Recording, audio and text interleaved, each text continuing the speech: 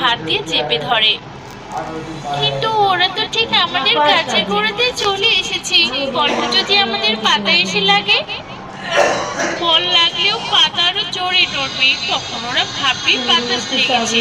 তুমি আর একটু অস্থির হয়ে না তো সোনালি।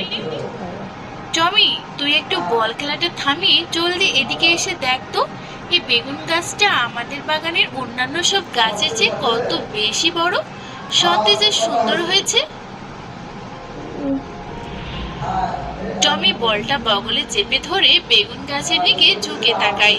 গাছের পাতাগুলো বাতাস ছাড়াই হালকা কাঁপতে শুরু করে। হ্যাঁ আপু, বাতাস ছাড়া এই বড় বেগুন গাছের পাতাগুলো একা একাই কেন নড়ছে বলতো? আমিও বেশ কয়েকদিন ধরে লক্ষ্য করছি গাছটা কেমন যেন অদ্ভুত। তুইও তাহলে খেয়াল করেছিস? আমার তো মনে হচ্ছিল আমি একা শুধু ভুল দেখছি। না আপু,